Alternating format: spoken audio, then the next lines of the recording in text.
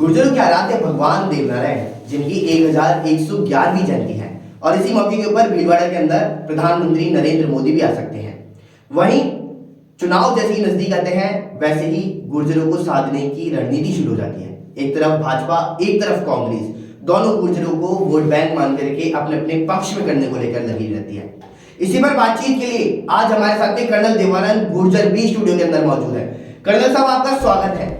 आज कर्नल साहब आपसे बिल्कुल सटीक सवाल होंगे और सटीक जवाब आपको देने हैं, क्योंकि आप सभी को बता दें कि जैसे ही चुनाव नजदीक आते हैं वैसे ही भाजपा और कांग्रेस ये दोनों गुर्जरों को साधने में लग जाती हैं, लेकिन इनकी समस्याएं चुनाव के दरमियान ही नहीं, पूरे 5 साल तक जब तक सरकार रहती है तब तक बनी रहती है और इनका समाधान नहीं हो पाता है।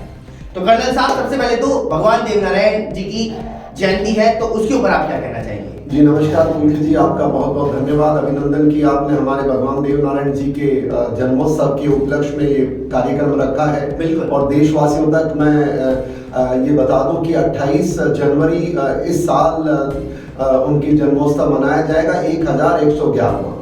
और इस जन्मोत्सव से जुड़ी बात यह है कि ये सिर्फ गुर्जरों के आराध्य देव नहीं, मैं ये मानता हूँ कि ये देवों के देव हैं, भगवान विष्णु के अवतार हैं। और जो इस इलाके में लोग रहते हैं सबकी भगवान देवनारायण जी में आस्था है, उनपे उनके आशीर्वाद ही बना रहता है। बिल्कुल। और उनका जन्म मानासरी में हुआ है और उनका बचपन अजमेर के पास नाग पहाड़ एक जगह है जिसको लेकर के हम समय समय पर सरकार से मांग उठाते रहते हैं, वहाँ उनका बचपन बीता था। उसके बाद आज के युग में उनके बहुत सारे राजस्थान, मध्य प्रदेश और देश के विभिन्न इलाकों में भगवान देवनारायण जी के मंदिर बने हैं। पर 2 भव्य मंदिर मैं ऐसा मानता हूँ, एक आसिन में है जहाँ पर अभी आपने खुद ने जिक्र किया कि प्रधानमंत्री महोदय भीलवाड़ा में आने वाले हैं जैसा ज्ञात हुआ है, और दूसरा जोधपुरिया में है। और इस जन्मोत्सव के ऊपर क्योंकि पिछले 2 वर्षों से कोरोना का काल चल रहा था, हम लोग पूरी तरह मना नहीं पाए थे। लोग बड़े उत्साहित हैं, गुर्जर ही नहीं पूरा देश और पूरे भगवान देवनारायण जी के जो भक्त हैं, आस्था रखते हैं, वो सब उसके लिए बड़े उत्साहित हैं। मैं देशवासियों को इसकी बधाई देना। कर्नल साहब, यहाँ पर प्रधानमंत्री जी तो आ रहे हैं, लेकिन वही बात करें तो भारी भीड़ देखने को मिलेगी, तो क्या इसे आप चुनावी रणनीति मानते हैं?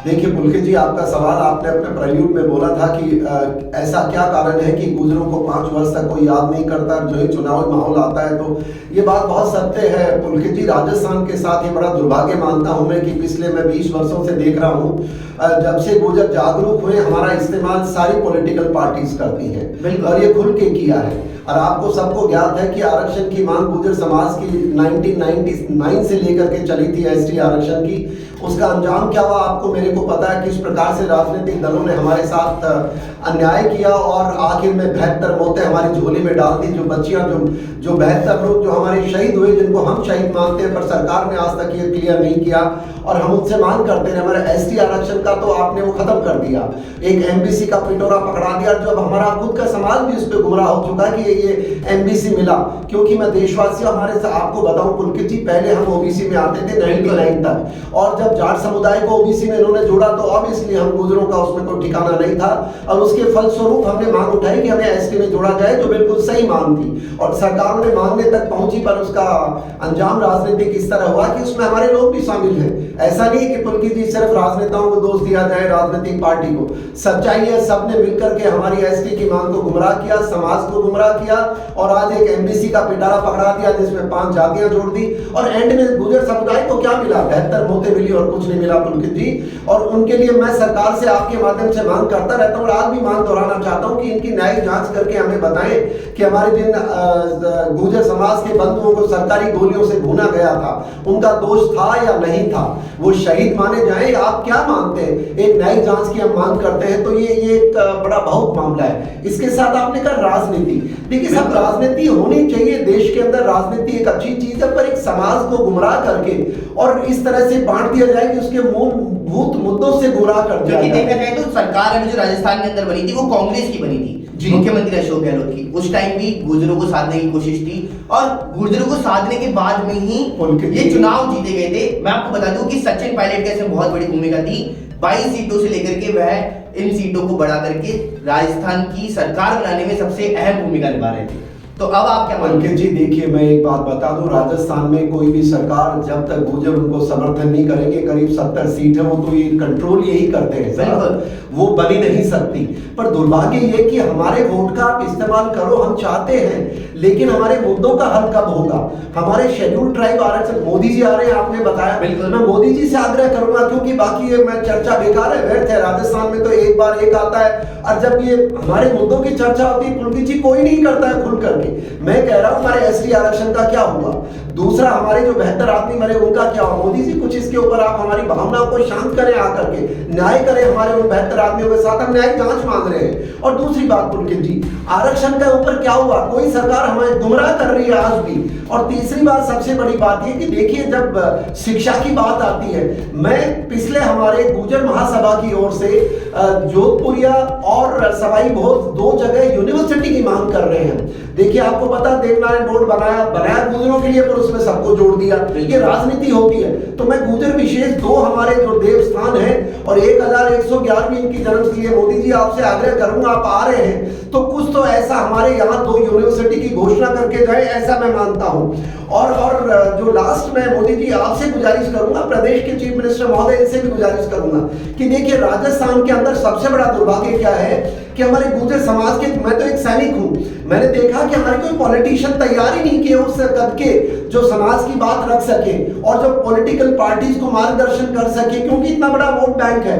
पर अब क्या है, हमारा एक भी भूमि पुत्र आज के दिन कोई आप बता दो कौन सी पॉलिटिकल पार्टी पुलकित जी नहीं कह सकती कि हमारे बच्चों को तैयार किया है। तो मेरी मांग है, गुर्जर समाज की स्थिति देखिए साहब, आज के दिन करीब 6 एमएलए हैं, 6 में से 5 तो राजस्थान के है ही नहीं, मूलभूत वो राजस्थान के ही नहीं है, और ऐसा नैरेटिव चलाया जाता है हमारे लोगों को गुमराह करने का। तो मेरी पॉलिटिकल पार्टी से गुजारिश है, मोदी जी आपसे गुजारिश है, आप आ रहे हैं, क्योंकि स्टेट लेवल पे तो मैं नहीं मानता वो कुछ करेंगे, आप इनको आदेशित करें कि हमारी 2 यूनिवर्सिटी की मांग पूरी करें, हमारी न्यायिक जांच का काम करें, हमारे जो आरक्षण है उसका मामला हल करें, और हमारे ये गुर्जरों का जो पॉलिटिकल रिप्रेजेंटेशन है वो तैयार तो करें आप लोग, कोई भी पार्टी। साहब, आपने बोला कि मैं स्टेट में नहीं मानता कि वह कुछ भी कर पाएंगे, नहीं कर पा रहे साहब, तो इसका मतलब तो यही होता है कि आप लोगों के मानने से ये होता है कि आने वाली जो सरकार है वह रिपीट नहीं हो पाएगी। देखिए, अब यही तो दुर्भाग्य राजस्थान का, बीजेपी मानती है, एक बार कांग्रेस, ये देश में प्रचलन है साहब, और पता नहीं हम लोग कहां से भावुक होकर के इनके चक्कर में पड़ जाते हैं। मैं तो गुर्जर समाज से भी आग्रह करूंगा, देश से भी आग्रह करूंगा,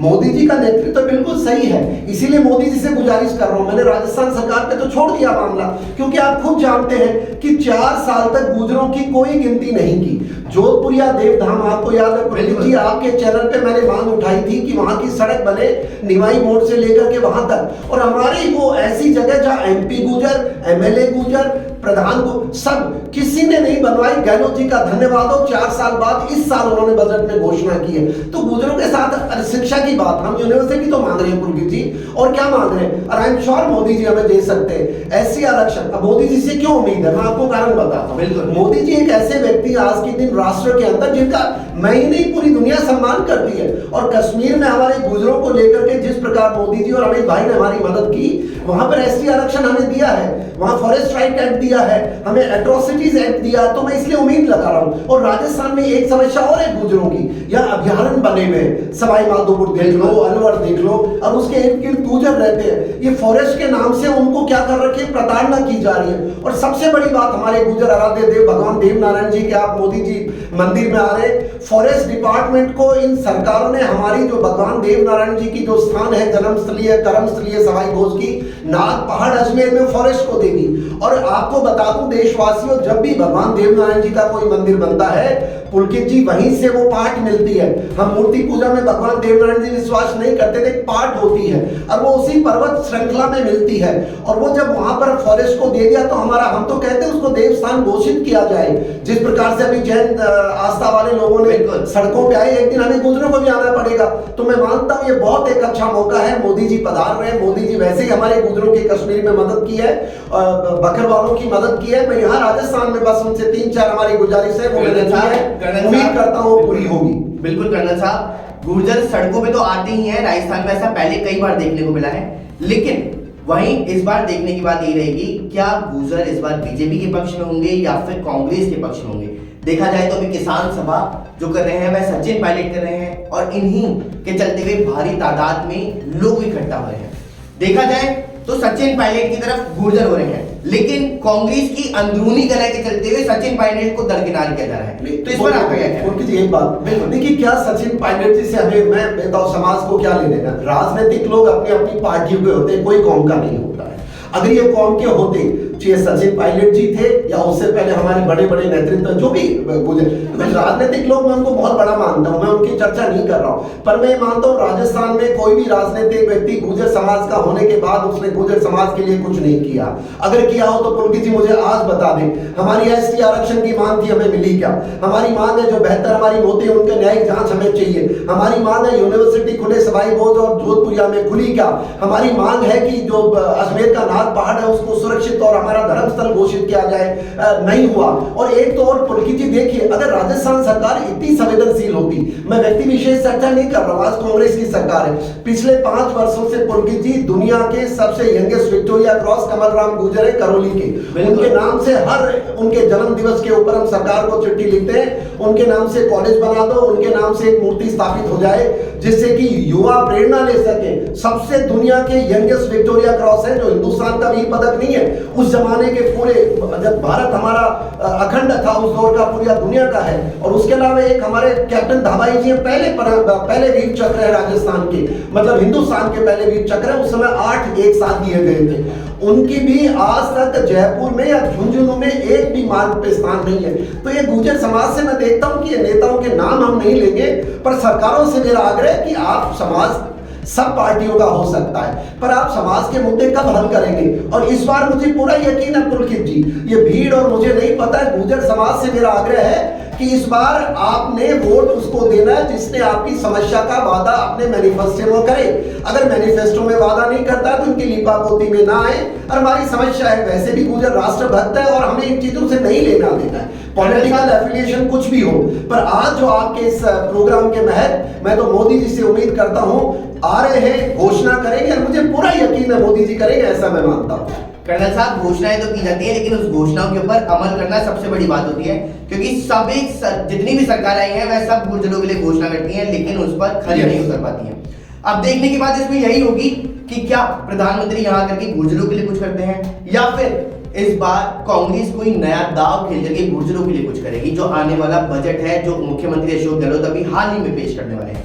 तो फिलहाल इस चर्चा के अंदर इतना ही। बने रहिए न्यूज़ 18 के साथ। नमस्कार।